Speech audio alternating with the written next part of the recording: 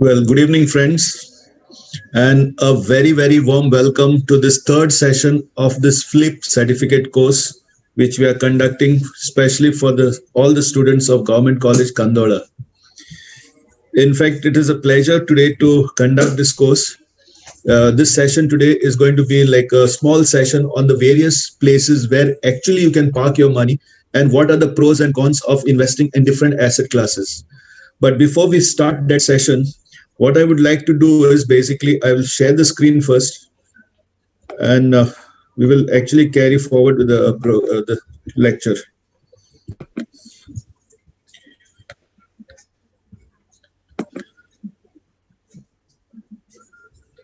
Just 1 second.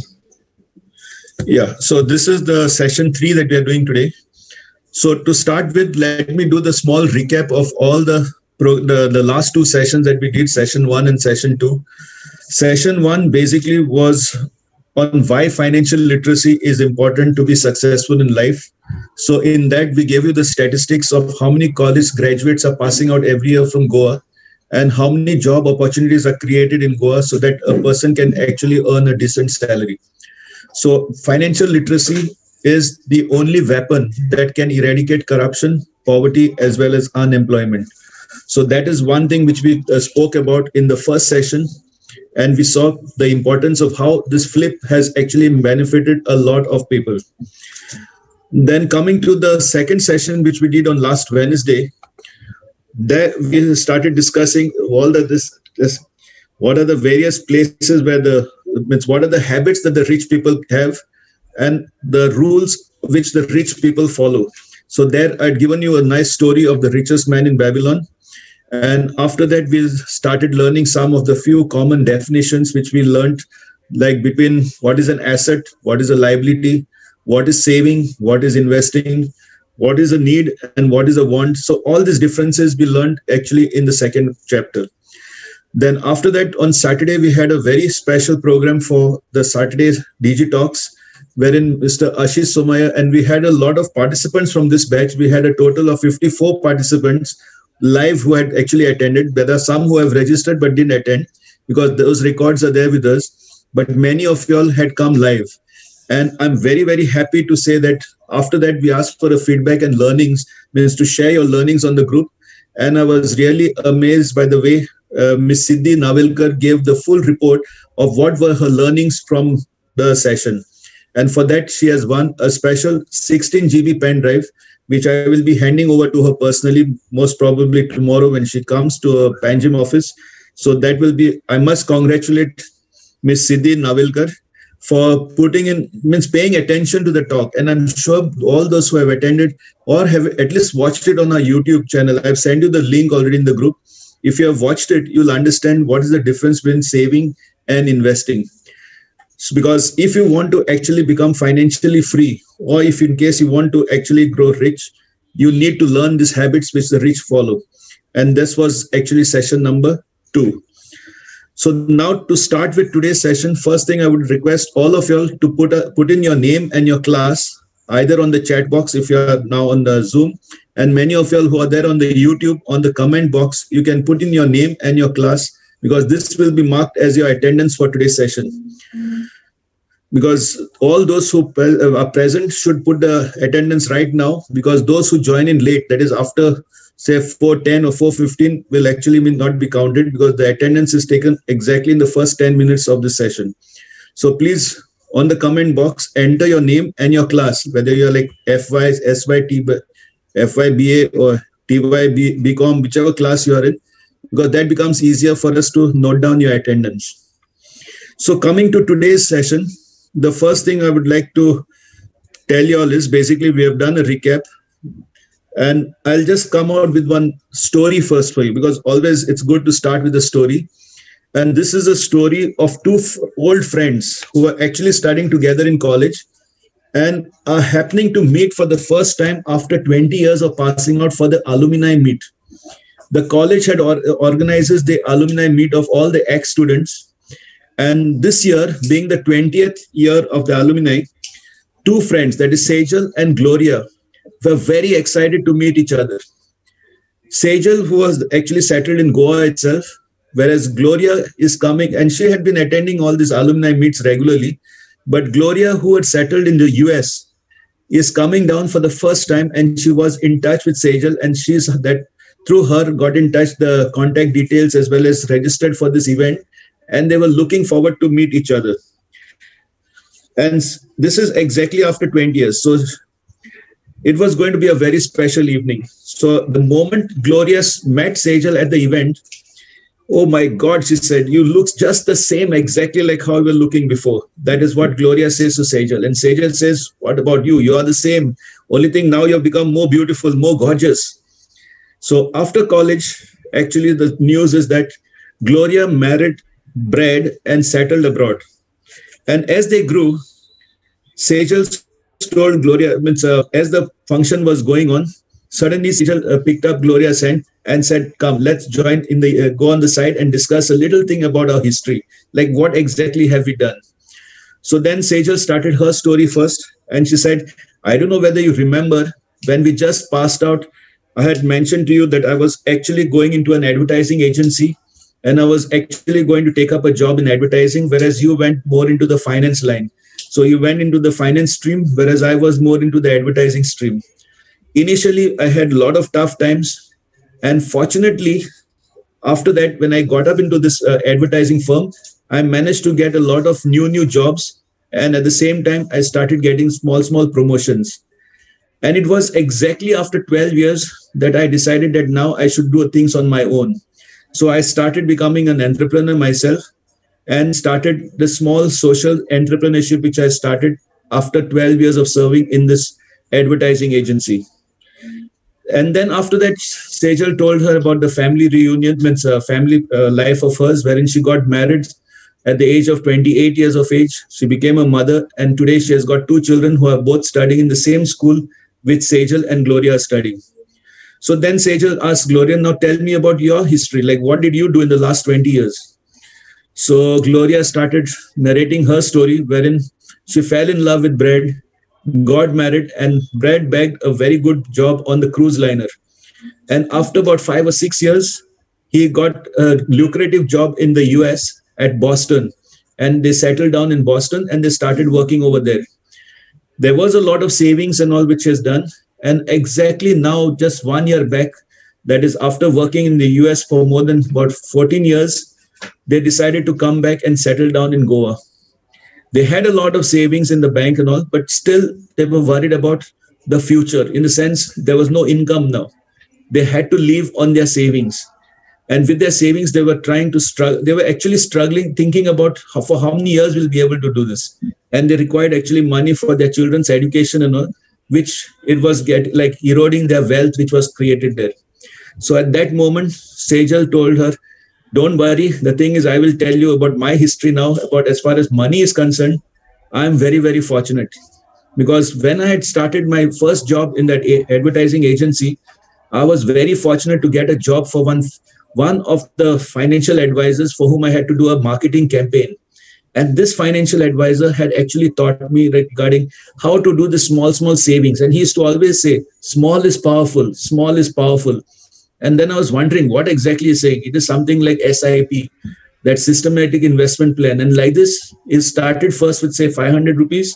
Every month he used to cut 500 rupees from my salary.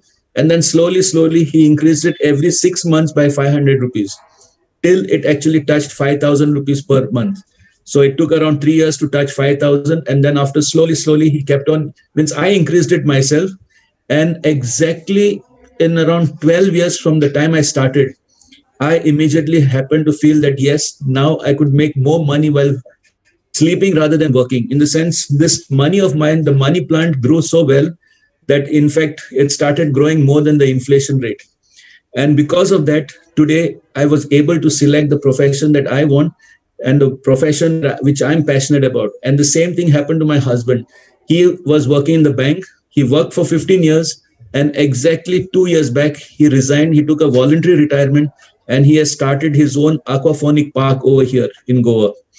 So we are now actually enjoying with the investments that we have done. The only mistake I feel looking at your way of looking is that you have done a lot of savings. You have not done any investments. So saving and investing is totally different. Saving is basically putting money in a place which doesn't grow at all. Whereas investing is somewhere like planting a money plant, and this plant gives you fruits in future. So there's a huge difference between saving and investing. So then Gloria started getting a panic. She didn't know what to do. So much so Sejal said, don't worry, you can even start it now. You're not too old to start. You are just at the age of 40 now. You can still start. And if you want, I can also give you a nice job over here. You can work in my company. But only thing, I won't be able to match up with your salary in the US, but at least you'll enjoy life because you'll keep yourself busy. So if you're ready to join my firm, you can come and join anytime. And we will teach you how to actually start small investments so that you can actually start growing your money plan too. So like this, Sejal managed to mention it to Gloria. And the main differentiating factor, even though both of them were classmates when they were in the school, they were passed out together from college. The only difference is that financial literacy made a big difference in Sejal's life. And that is what we are going to teach you today, the difference between savings and investing. So now the big question is, what exactly are the factors? What do we actually go to see whenever we do any saving?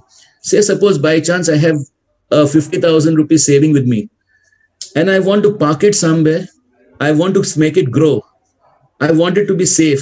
At the same time, I want it to give me good returns. So what are the major factors that we have to analyze whenever we do any investment or savings? The 4 factors which we have identified are, first is, of course, the rate of returns. Means the first question everybody asks is, at what rate will it grow? Means how much will I get returns on this? This is one of the most important. And always we have noticed that we have to take into consideration inflation.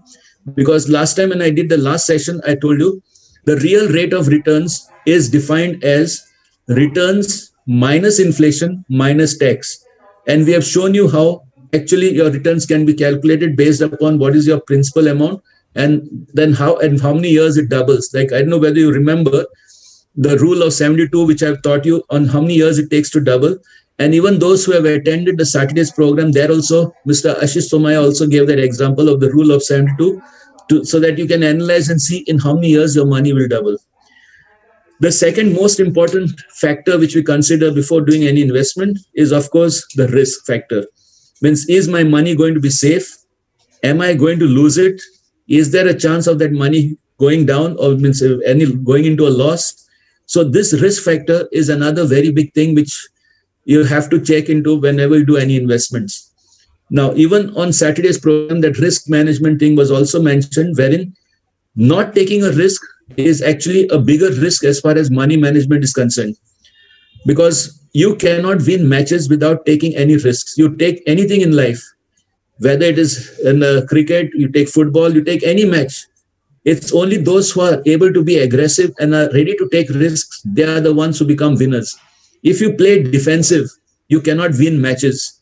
So same way with your money, you cannot afford to just keep on playing defensive. You have to manage your assets as per your risk appetite. So certain stages are there where you can take more risks. Certain stages are there where you can take less risk. So this risk appetite is very much important as far as selecting your investment plan is concerned.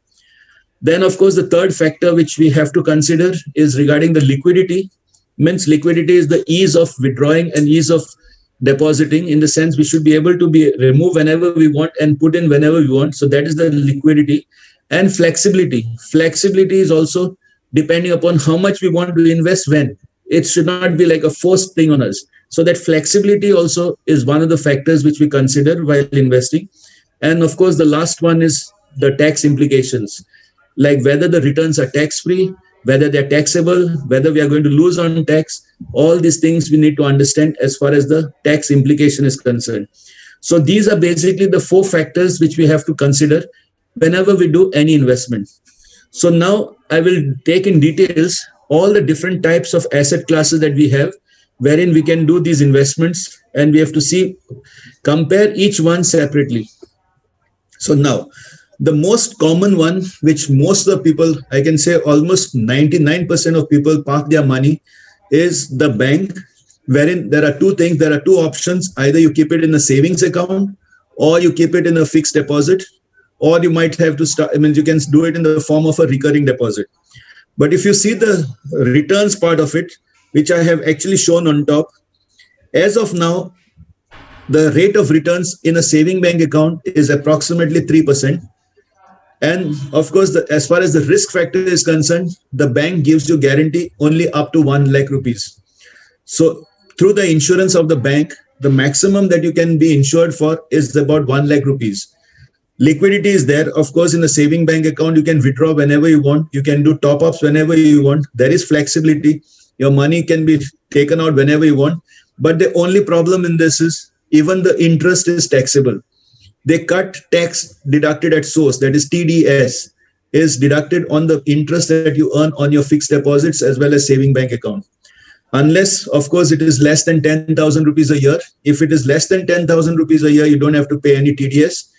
And as far as bank fixed deposit, on this 5.5%, what they give assured returns on this every 3 months or even every 6 months, if the interest is more than 50,000, they will cut TDS every quarter.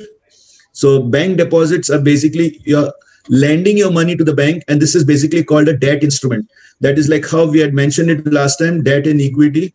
So a bank fixed deposit is basically you're lending your money to the bank, and the bank is giving you a fixed rate of interest. Now, another agency which is also accepting saving bank accounts as well as fixed deposits are the post offices. So you can do a post office saving bank account you can hold in the post office. You can have a fixed deposit, which is called NSC, that is National Savings Certificate, which you can do through the post office. Plus, there is something in the post office called PLI, that is Postal Life Insurance, wherein it's like a life insurance policy, which you can do in postal. And the same as the bank, which is 5.5%. And as far as the postal certificate is concerned, as of now, it was showing 6%. They are relatively safe, but liquidity is very less because you have, like, especially the NSE certificates have got a fixed tenure and you cannot break it in between, because if you break it in between, that also you don't get the money that time. It is like a fixed tenure. So there is no much flexibility. But in the saving account in the post office, yes. But the biggest drawback among this is, again, the same thing. Whatever interest you earn in the post office deposits or even in the post office recurring deposits, you have to pay 10% TDS compulsorily. So that 10% TDS, like even when you do a recurring deposit in post office, it gets cut from your EMI only. Means from the recurring deposit, the amount that you're putting every month, the TDS is cut at the beginning itself. So that tax is there as far as post office is concerned.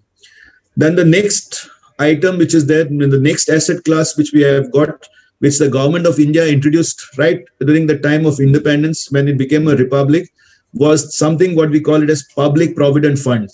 Or in the other words, we have another option which is government provident fund. Now, provident fund is basically a savings for your rainy day. The provident fund, the meaning itself is you're saving for your future. And at that time, when it was introduced, the provident fund interest rates itself was almost around 22%. And at that time, government was actually looking out for money, borrowing money from the public and giving very high rate of interest. And if you watch the video, which I told you last time to watch, the Great Indian Financial Revolution, on that we could see how the interest rates right from the time of independence till now have dropped down to exactly now. Even PPF, currently, that is the one which gives the highest rate of returns, is 7.1%. But this instrument of public provident fund actually is a big loss for the government, because RBI itself is giving now a reverse repo rate of just 4%. And the balance 3.1% is actually a loss for the government. But the government cannot stop it, because if they stop it, they lose their votes. And this is the only place where the poor can actually park their money, because this is the only place where you get a tax-free income as well as you get tax benefits even on entry. When you put the money up to 1.5 lakh, you get a tax benefit on it. So most of the government employees, salaried staff, they usually put their money into GPF as well as PPF, because initially it was compulsory that from your salary, 12.5% of your gross would be deducted and 12.5% would be paid by the government in this. But now this entire thing has changed to NPS, that is National Pension Scheme, which was introduced almost around 12 years back.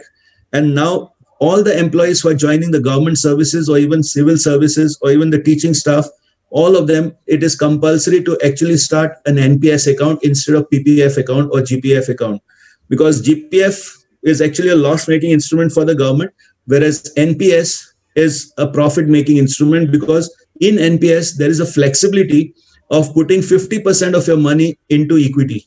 So at least your returns are good. And all those who have invested into NPS in the last 3 years have definitely seen a very good return in the last 3 years, much, much better than PPF, wherein as of now, in the last 3 years, the average returns in NPS has come to around 12%. And that also gives you the tax benefit. And government has given another additional benefit of 50,000 rupees additional of tax benefit under Section 80CCD. So this comes under NPS. That is another instrument which is used for long-term savings. And PPF as well as GPF is tax-free. NPS also on maturity is tax-free. But the pension which you get from the NPS money, that pension will be taxable. But the tax corpus that you make at the end of your retirement, that is tax-free. So the tax benefit is there on the retirement part. And once you retire in NPS, you can take 60% of it, you can liquidate, but 40% compulsorily you have to put into a pension fund. So that is more for pension, because the more the people that enroll under NPS, the better it is for the government, because they don't need to give that social security scheme for the senior citizens, because all those who are under NPS are not eligible for those senior citizen security scheme. Then the next item what we have is the life insurance policies, which is very, very common in India, because the life insurance industry is a very huge industry in India, and especially the Life Insurance Corporation of India, what we call it as LIC, was started right at the time of independence. It's now more than 75 years since the LIC has been established. And this is the only savings where most of the people actually put their money into LIC. And previously, yes, when the interest rates were high, when the debt rates were high, at that time, LIC policies were a very good investment tool, because at that time, money could double or even triple in 20 years. But today, with the interest rates going down, with the debt rates, with the rates at which the RBI parks the money in the bonds and all, with that interest rate going down, automatically now the interest rates as well as the returns in life insurance policies has actually started reducing. So much so that now currently even a 20-year policy, your money is not even double at the end of maturity. So which means if you take the rule of 72, it actually the rate of returns is even less than 4% as of now. Here we show it as 5%, but actually speaking, if you see with the bonuses and with the charges that you have, it doesn't give you that much of high returns. It doesn't beat inflation. One thing, it is true that it is safe. It's a very safe investment. But the only problem in this is the liquidity is not there. There's no flexibility, wherein you cannot change the premiums of how much you want whenever you want. And even if you miss one premium, your policy goes in a lapse mode and you don't get any money back. So you have to pay all the premiums and you have to pay it regularly. Once you make a commitment, you have to pay that premiums regularly right up till the maturity time. And if in case you surrender a policy in between, you don't get any tax benefits. You have to pay TDS plus, of course, the surrender charges. And this LIC or the insurance policies are tax-free only on maturity. This you have to note down because many times we say whatever returns we get on life insurance policies is tax-free. Yes, it is tax-free on maturity. And also the death cover, if in case a person dies, whatever you get as a sum assured is totally tax-free. So there is a tax benefit in the insurance policies, but the only drawback in this is the rate of returns as well as the liquidity and flexibility. And what we have noticed is, as far as life insurance policies, we'll be taking that topic later on during when we discuss about life insurance. But as far as returns, as far as risk, liquidity and tax benefits, you can understand how it works as far as life insurance policies are concerned. Then another asset class which was very much liked before in the olden years or even a few years back was something what we call it as gold. That all that glitters is not gold. I must have heard that sentence very often, because now what happens is you need to understand how to invest in gold. Gold, there are two options. One is something what we call it as physical gold in the form of gold coins or gold bars that is created in the form of grams, Or there is something what we call it as gold ETFs, which is exchange traded funds, which buy gold shares. Now, gold shares are basically certificates of paper with the denomination as far as the value of the gold is concerned, but you don't get physical gold in it. It's basically a share certificate with the number of grams of gold. Like now, currently, there is the sovereign bonds which are going on. Many people are investing in the gold sovereign bonds, which is giving a guaranteed interest of 2% plus the appreciation in price. So now the thing is, if you invest in physical gold, many times people say that physical gold is a security. Actually speaking, it used to be a security before because it could be traded easily. Today, if you buy physical gold, you won't even feel like wearing it because of the security purpose, because it becomes more of a risk. And if you try selling it back, you will sell it only if you are in crisis. Normally, nobody wants to sell gold. But gold is basically like an asset which is kept in the locker, but it doesn't even give you 1% interest unless and until the price appreciates and you sell it. But selling will always be at the time of crisis. But when you invest in gold ETFs or gold shares, that emotional level understanding is totally different. In gold ETFs, you basically do it for trading, whereas physical gold, you keep it more for an emotional security. So you have to understand this. Now, as far as risk, of course, it is safe, but liquidity is very less as far as physical gold is concerned because we don't like to sell off gold. And one thing that we have to note is even if you sell gold, whatever profits you make on it, you have to pay a wealth tax on it. It is not tax free. You have to pay wealth tax on whatever gold you sell off. So if in case you're selling gold, that tax benefit is not there in this, and it's more of an emotional value. So if you're keeping it for the emotional value, it will not give you much returns. Then the next asset class which I would like to discuss is regarding the real estate and properties, that is house, properties, and all these. Definitely the rate is not guaranteed in the sense you cannot give a fixed rate for it. It depends on how the market performs. So it is variable. But if you check and see, this asset class is one asset class which usually gives returns above inflation.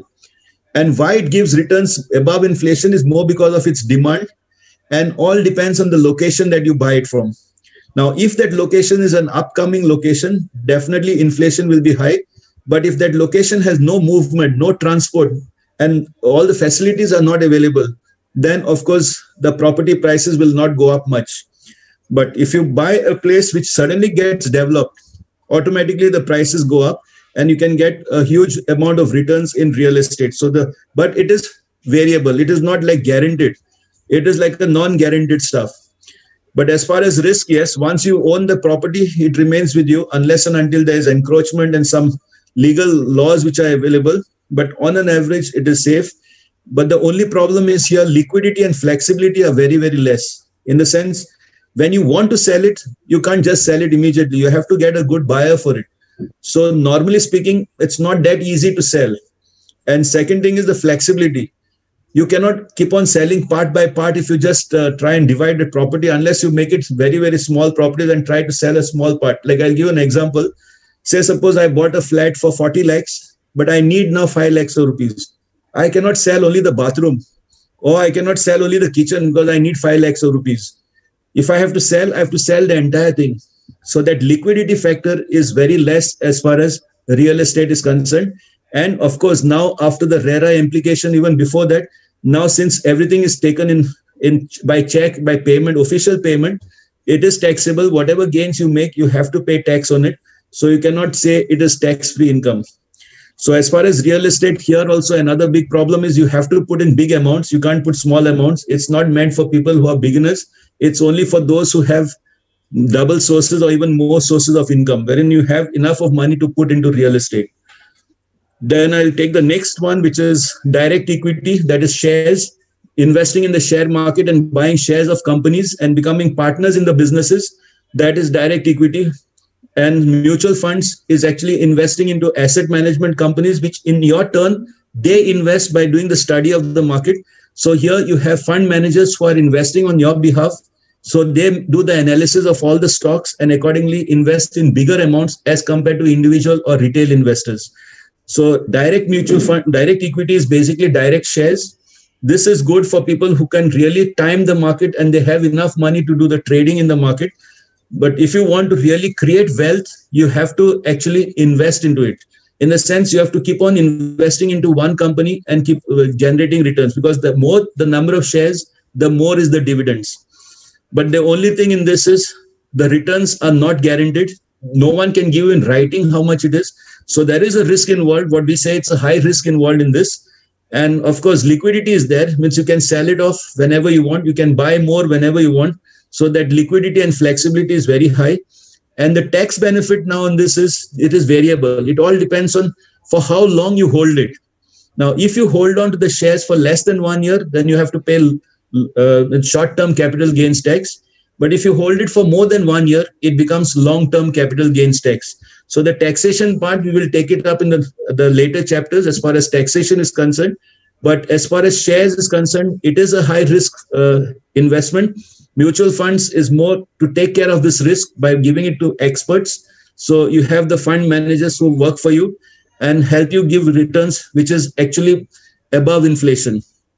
Then the last asset class, which I have seen many people investing in, is currencies and precious metals. Like even there is another asset class, which is like art. Even in this precious art, there is the way of investing. But this currencies and precious metals also is slightly on the high risk. So if in case you are able to take the risk and take calculated risks on your currencies, as well as like currencies, I'll tell you, we have a lot of things done in trading, wherein many people buy dollars at a certain price, they keep it with them, and due to inflation, automatically the dollar prices go up. So imagine if you had to buy, say, around $1,000 about 10 years back, when it was 35 to 36 rupees. Today, the dollar price has gone up to 74 rupees, which means it has almost doubled. So a person who had invested into currencies can also make quite a lot of money, provided he knows how to do it. So you have to hold on to it. It is a high risk, but there is high returns also.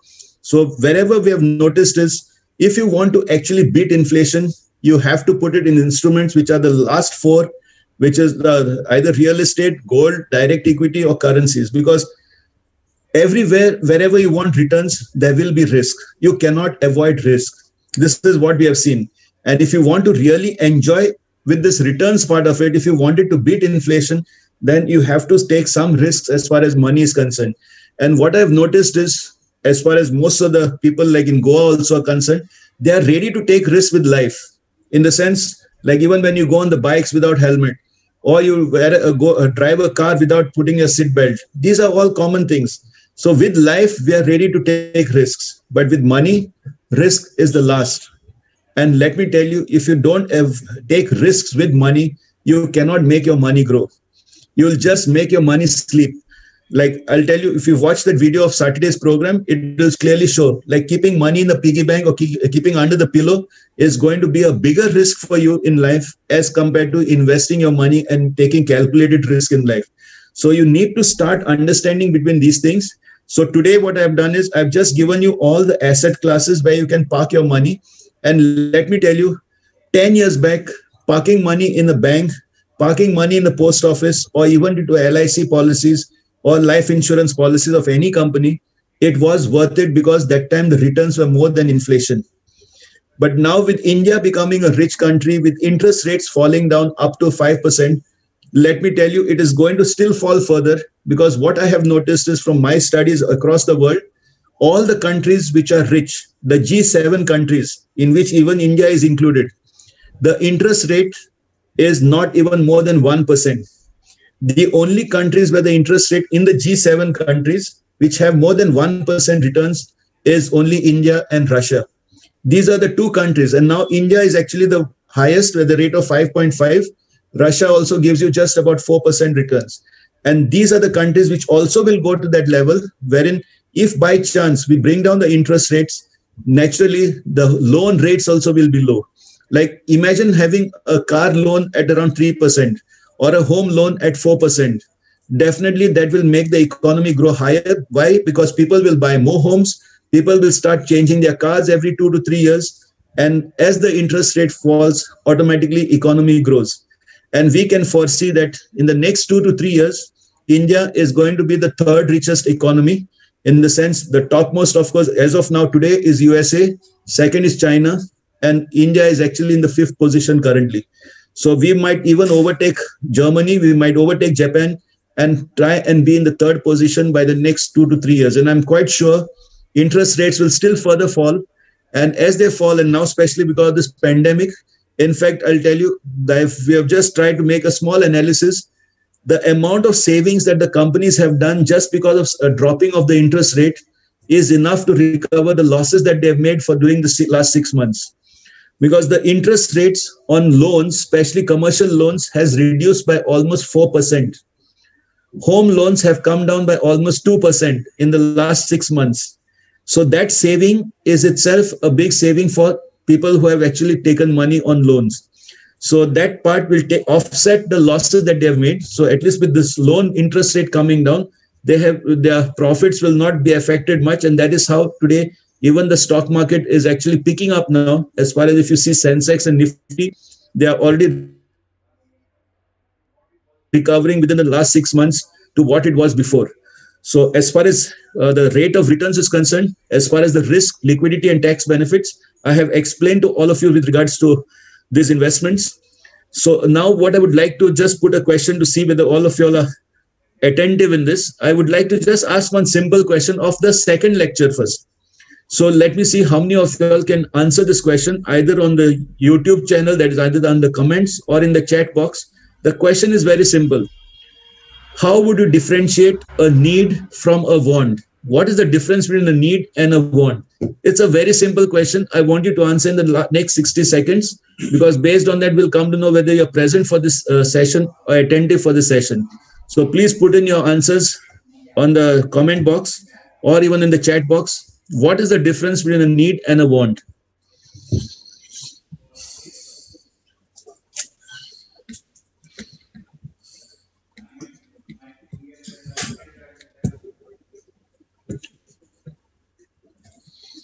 So answers are coming.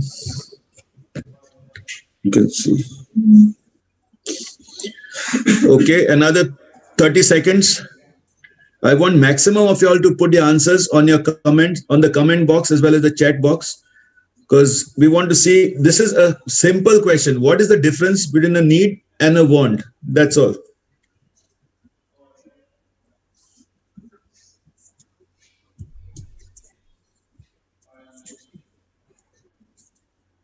Another 10 seconds if you have still not answered. Very good. We are getting very good responses. Most of you all have understood, but very few have answered. We are getting the correct answers.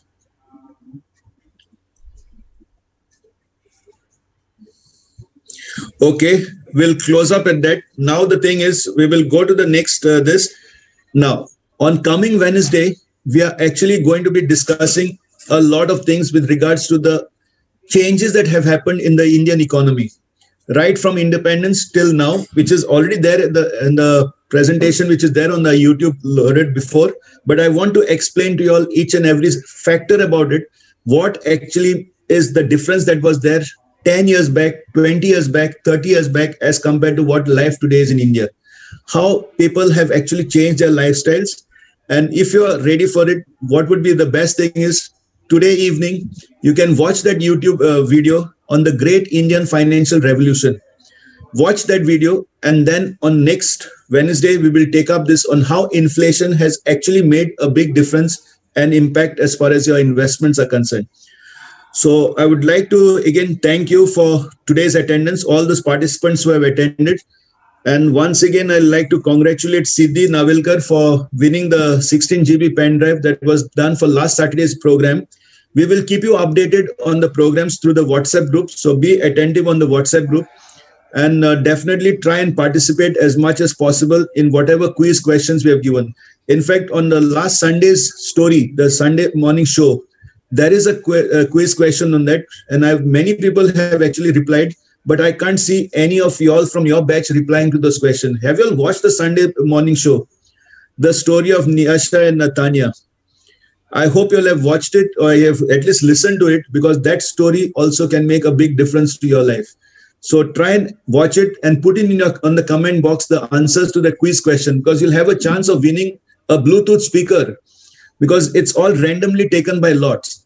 So if in case you can participate and put your answers in the comment box, watch that video of the Sunday morning show with the RJ Joy Almeida.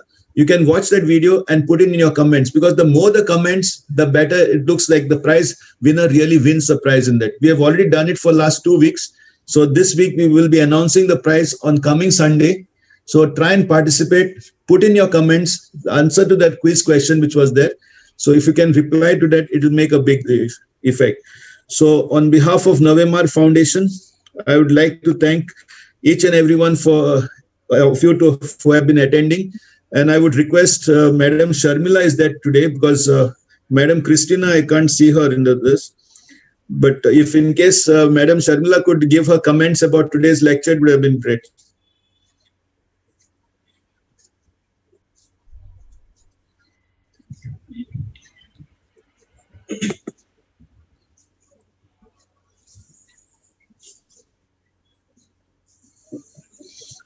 Okay, I think she's not on the line.